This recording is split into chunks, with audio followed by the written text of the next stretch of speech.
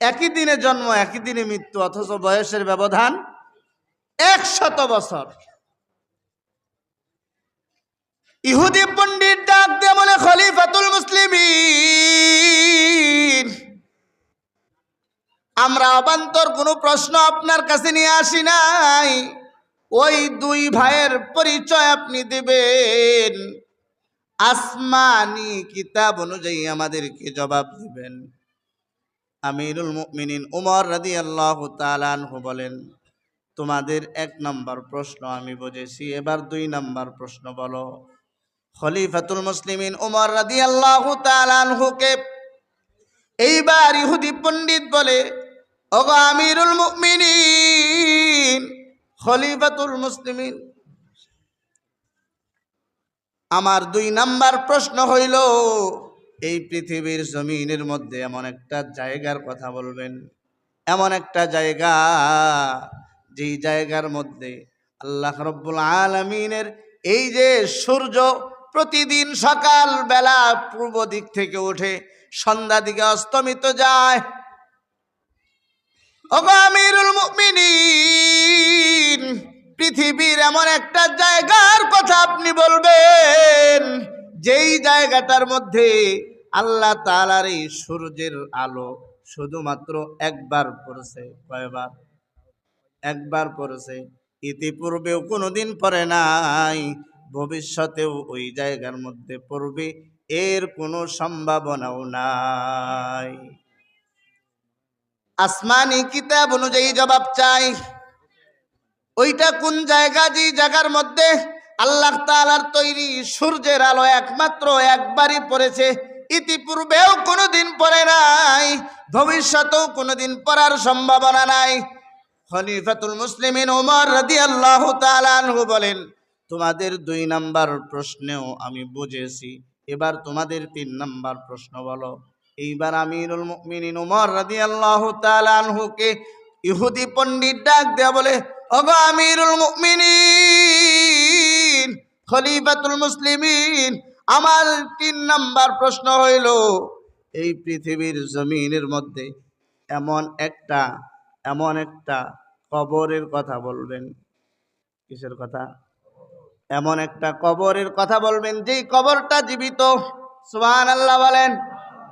এবং কবরের ভিতরে যে লাশটা আছে সেই লাশটাও জীবিত। বলেন সুবহানাল্লাহ। শুধু তাই না, এই কবরটা দীর্ঘ সময় পর্যন্ত তার লাশটাকে নিয়ে দীর্ঘ সময় পর্যন্ত ঘোরাফেরা করছে। বলেন সুবহানাল্লাহ।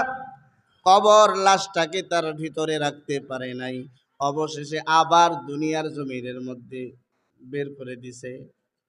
এরপরে দীর্ঘ সময় পর্যন্ত ওই আল্লাহর বান্দা দুনিয়ার জমিনের মধ্যে বেঁচে ছিলেন। বলেন সুবহানাল্লাহ। ওগো আমিরুল মুমিনিন, আসমানি কিতাব অনুযায়ী জবাব চাই, ওই কবরটার পরিচয় আর ওই কবরের ভিতরের লাশের পরিচয়, এটা আপনি আসমানি কিতাব অনুযায়ী আমাদেরকে জবাব দিবেন। অনেক সহজ প্রশ্ন, তাই না?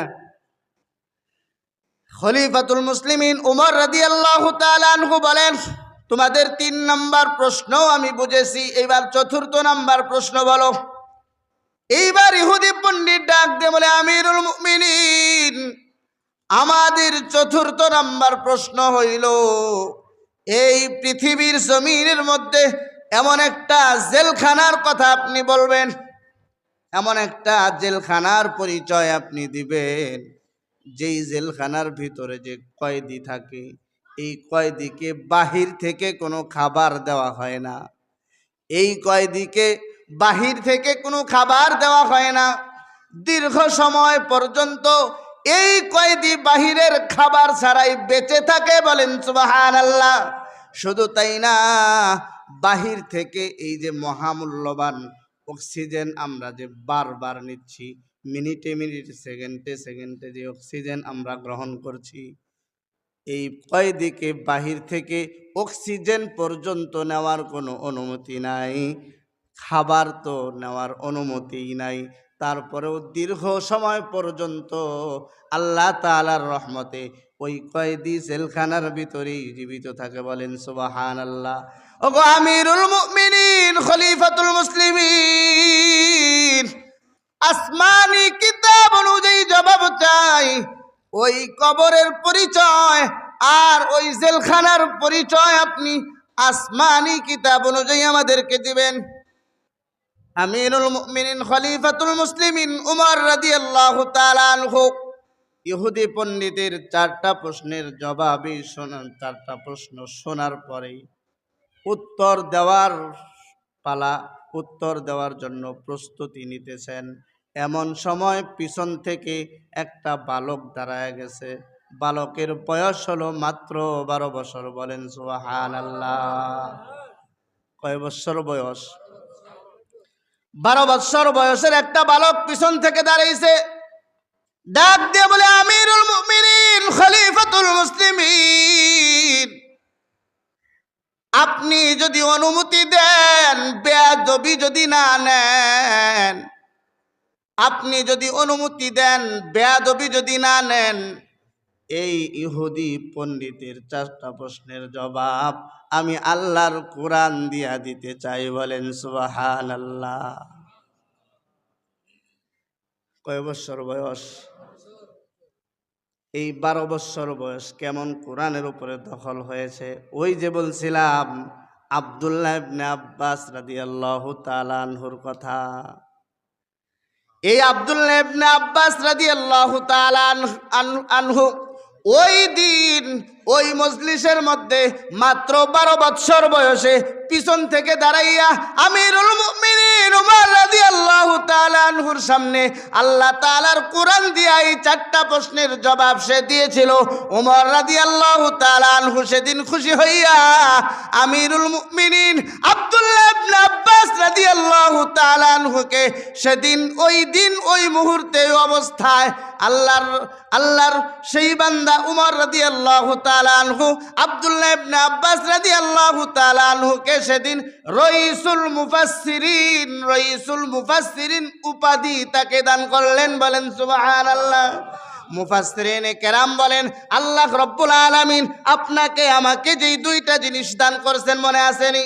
1 নাম্বার হলো আল্লাহ তাআলা বলেন তোমাদের সন্তানাদি, 2 নাম্বার হলো তোমাদের 1 নাম্বার হলো তোমাদের ধন সম্পদ, 2 নাম্বার হলো তোমাদের সন্তানাদি। আল্লাহ তাআলা পরবর্তী শব্দ ব্যবহার করেছেন ফিতনা, অর্থাৎ ধন সম্পদ আর সন্তানাদি এগুলো আল্লাহ তাআলা দান করেছেন আপনাকে আমাকে পরীক্ষার বস্তু হিসাবে। কি হিসাবে? পরীক্ষার বস্তু হিসাবে। আজকে সম্পদের মালিক হইছেন, সম্পদের মালিক হইলেই এই সম্পদ বেজায়গায় খরচ করা যাবে না। সম্পদ থাকলে আপনি অযথা অপচয় করতে পারবেন না। আল্লাহ তাআলার কাছে জবাব দিতে হবে। সন্তান আদি আল্লাহ রব্বুল আলামিন আপনাকে আমাকে দান করেছেন, এই সন্তান আল্লাহ তাআলা আপনাকে আমাকে দান করেছেন আমানত স্বরূপ। এই সন্তানের মোহাব্বত আল্লাহ তাআলা অন্তরের ভিতরে ঢুকায় দিয়েছেন, সম্পদের মোহাব্বত আল্লাহ তাআলা অন্তরের ভিতরে ঢুকায় দিয়েছেন। আবার এই সম্পদ আর সন্তানাদি 2টার সম্পর্ক, একটার সাথে আরেকটার সম্পর্ক হলো অত্যন্ত গভীর। একটা যদি নষ্ট হইয়া যায় আরেকটাকে অটোমেটিক নষ্ট কইরা দেয়, অটোমেটিক আরেকটা নষ্ট হয়ে যায়। যদি বলেন কিভাবে? মানুষের উপার্জনের রাস্তা হলো 2টা। কয়টা? আমি যে উপার্জন করি রাস্তা কয়টা? 2টা। কেউ যদি টেবিলের তল দিয়া টাকা নেয়, হালাল না হারাম? অর্থাৎ উপার্জনের রাস্তা 2টা, একটা হলো হালাল পন্থা আর একটা হলো হারাম পন্থা। কথা বুঝেন, বুঝা জবাব দিন। টেবিলের তল দিয়ে যদি কেউ টাকা নেয় এটা হালাল না হারাম? সুদ হারাম। অন্যের উপরে জুলুম কইরা আরেকজনের পিস্তল ধইরা নিয়া,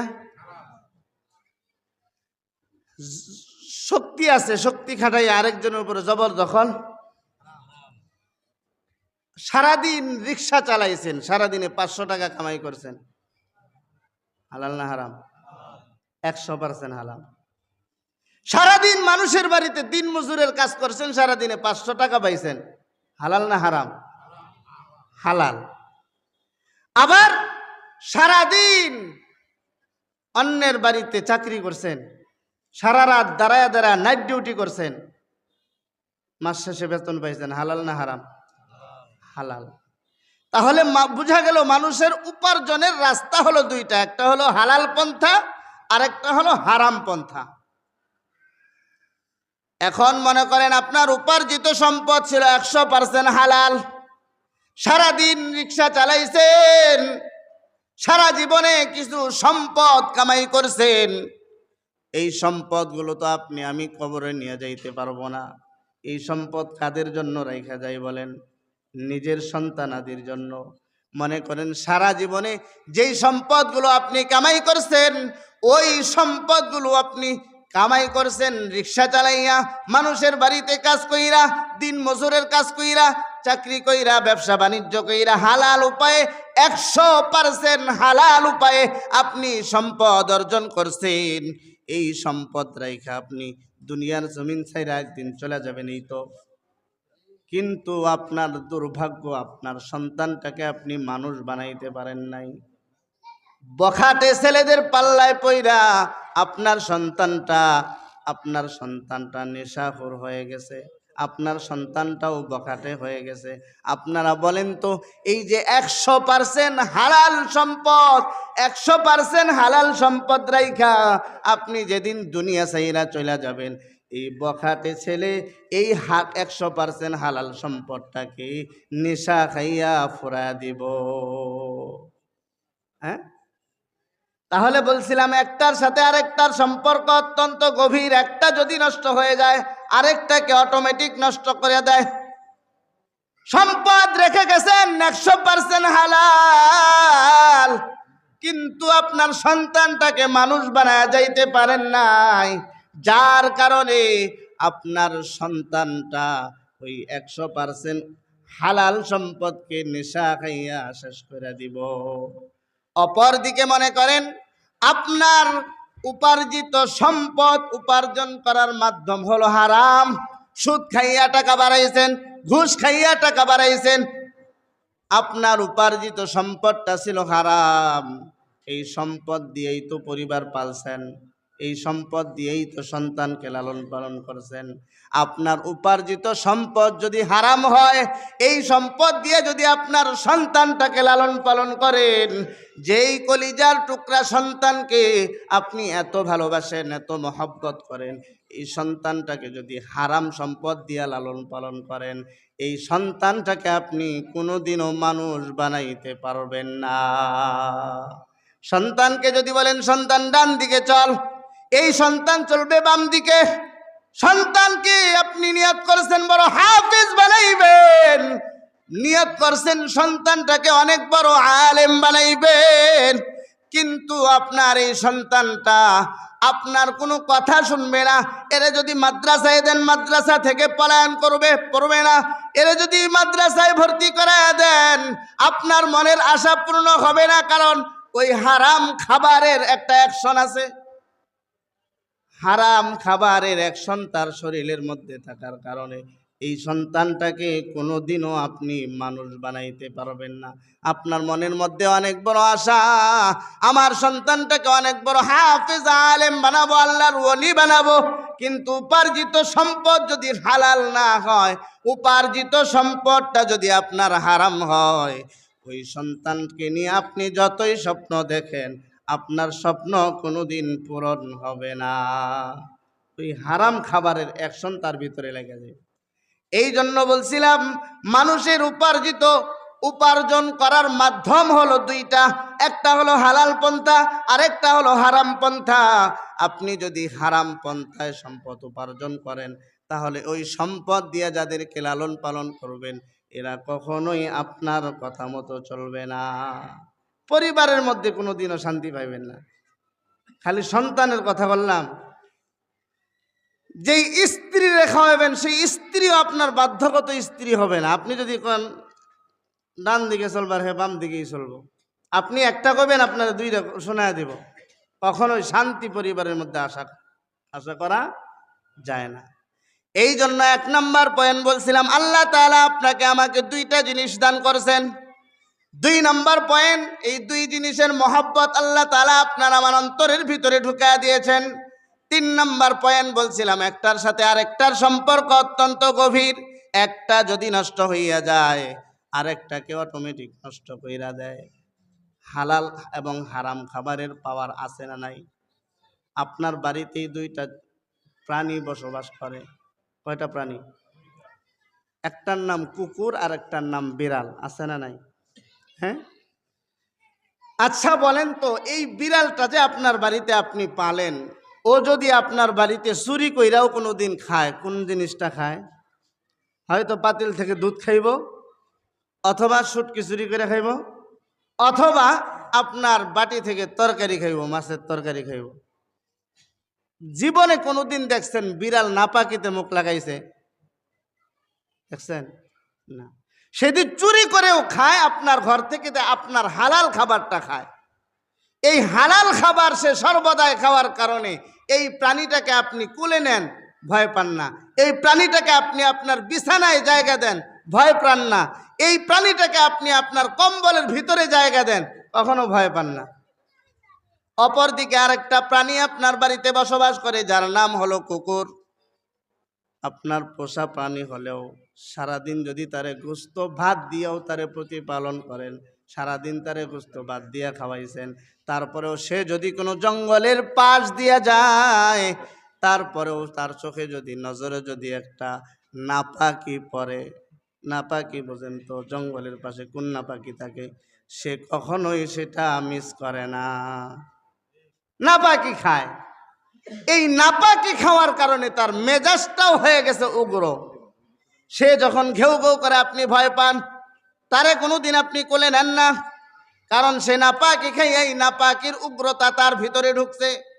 এই জন্যই বলতেছিলাম এই হালাল এবং হারামের খাবারের পাওয়ার অবশ্যই আছে। এই হারাম খাবারের অ্যাকশনে আপনার সন্তানটাকে নষ্ট করে দিবে। এই সন্তানটাকে কোনোদিন আপনি বড় আলেম, হাফেজ, এমনকি আল্লাহর ওলি কোনোদিনও বানাইতে পারবেন না। আপনার স্বপ্ন স্বপ্নই থেকে যাবে। মাঝখান দিয়ে আর একটা কথা বলতেছিলাম, ওই যে ইহুদি পণ্ডিত 4টা প্রশ্ন মনে আছে? 4টা প্রশ্ন ওমর রাদিয়াল্লাহু তাআলা আনহুর কাছে করছে। 1 নাম্বার প্রশ্ন কি ছিল মনে আসেনি? এই পৃথিবীর জমিনের মধ্যে এমন 2 ভাইয়ের পরিচয় চাইছে, একই মায়ের গর্ভে তাদের জন্ম, একই দিনে জন্ম, একই দিনে মৃত্যু, কিন্তু 2 ভাইয়ের বয়সের ব্যবধান হয়ে গেছে 100 বছর। কিভাবে হইল? আমিরুল মুমিনিন ওমর রাদিয়াল্লাহু তাআলা আনহু আব্দুল্লাহ ইবনে আব্বাস রাদিয়াল্লাহু তাআলা আনহুকে অনুমতি প্রদান করলেন, দাও তুমি এই ইহুদি পণ্ডিতকে তার প্রশ্নের জবাব দিয়ে দাও। এইবার ইহুদি পণ্ডিতের চোখ বড় বড় হয়ে গেছে। এত গবেষণা করে আসমানি কিতাবগুলো ঘাইটা, এত গবেষণা করে 4টা কঠিন প্রশ্ন নিয়ে আসছি, আর এই 12 বৎসরের বালক বলে কি সে নাকি কোরআন দিয়া আমাদের প্রশ্নের জবাব দিয়া দিবে? বলেন সুবহানাল্লাহ। এইবার আব্দুল্লাহ ইবনে আব্বাস রাদিয়াল্লাহু তাআলা আনহু বলেন, তাকাও আল্লাহ তাআলার কোরআনের দিকে, আও কাল্লাযী মাররা আলা ক্বরিয়াতিন ওয়া হিয়া খাবিয়াতুন আলা উরুশিহা। তাকাও কালামুল্লাহ শরীফের দিকে। আল্লাহ তাআলা এক ব্যক্তির সম্পর্কে আলোচনা করেছেন, যেই ব্যক্তিটা একটা ধ্বংসপ্রাপ্ত এলাকার পাশ দিয়া অতিক্রম করতেছিলেন, আর মনে মনে চিন্তা করতেছিলেন, এই যে একটা ধ্বংসপ্রাপ্ত এলাকা, আমাদের এলাকায় যদি কোনো বিল্ডিং ধুইসা যায়, তাহলে ছাদটা কোন দিকে থাকবে বলেন? উপরে থাকবে, তার নিচে যত খুঁটি সিঁড়ি টিড়ি যা ছিল সব নিচে থাকবে, এই তো সিস্টেম যদি ধইসা যায়। কিন্তু এমন একটা এলাকার পাশ দিয়ে আল্লাহর ওই বান্দা যাইতেছে, আল্লাহ তাআলা পুরা এলাকাটাই গজব দিয়ে ধ্বংস করে দিয়েছেন। ছাদটা হলো নিচের দিকে আর সিঁড়িগুলো হলো উপরের দিকে। এই জন্যই আল্লাহর এই বান্দা মনে মনে একটু চিন্তা করতেছেন, আল্লাহ তাআলার কাছে বলেনও নাই, শুধু চিন্তা করতেছেন, আল্লাহ আন্না ইউহয়ি হাযিহিল্লাহু বাদা মাউতিহা, এই যে এলাকাটা তুমি ধ্বংস করছো, এই এলাকাটা মৃত প্রায় এলাকাটা, এই ধ্বংসপ্রাপ্ত এলাকা থেকে তুমি আবার কেমনে আবার পুনরায় মানুষকে তুমি জীবিত করবা।